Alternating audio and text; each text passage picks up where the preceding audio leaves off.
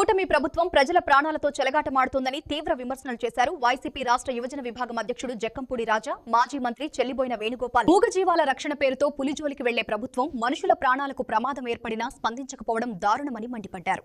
పులిదాడిలో ఇప్పటికే పశువులు మృత్యువాత పడ్డాయని, ఆ బాధిత పశువుల యజమానులకు తక్షణమే 3 లక్షల ఎక్స్గ్రేషియా ప్రకటించాలని డిమాండ్ చేశారు. గత 5 రోజులుగా అధికారుల నుంచి ఎలాంటి స్పందన లేకపోవడం ఆందోళనకరమని, పులిని వెంటనే బంధించకపోతే ప్రజా ఆందోళనకు దిగుతామని హెచ్చరించారు. త్వరలో బాధిత కుటుంబాలను కలిసి తమ పార్టీ తరపున పూర్తి సహాయ సహకారాలు అందిస్తామని స్పష్టం చేశారు జక్కంపూడి రాజా, చెల్లిబోయిన వేణుగోపాల్.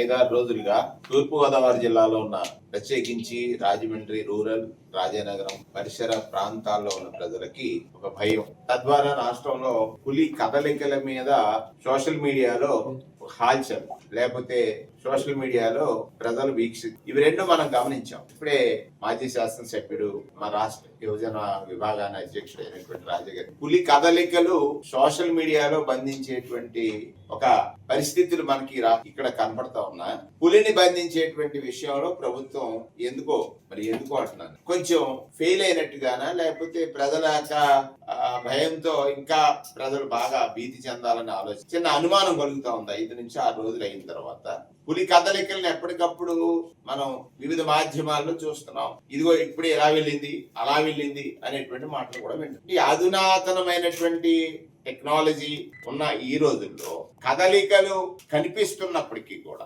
దాన్ని బంధించడంలో జాప్యానికి గల కారణాల మీద మరి అధికారులు సమాధానం చెప్తారా, ప్రభుత్వం సమాధానం చెప్తుందా అడగాల్సినటువంటి అవసరం. ఈ మాట నేను ఎందుకు అంటానంటే, ఇప్పుడే రాజా అన్నారు, ఇది రాజకీయాలకు వేదిక కాకపోయినప్పటికీ ఏదైనా ఒక ప్రజలకు భయం కలిగించేటువంటి అంశం లేదా పని, లేకపోతే ఒక జంతువు బయటకు వచ్చింది, దాన్ని బంధించడానికి ఇన్ని రోజులు పట్టాల్సినటువంటి అవసరం లేదనేటువంటిది మనకు. ఎందుకంటే టెక్నాలజీ బాగా పెరిగి ఉంది. ఇప్పుడే రకరకాల టీమ్స్ ఉన్నాయి. ఇక్కడే అటవీ శాఖకు సంబంధించిన వన్యప్రాణి సంరక్షణకు సంబంధించిన గారు కూడా ఉంటారు. సుమారు 10 జంతువులు, 10 పశువులు అసూలు బాసే, 10 పశువులు అసూలు బాసే.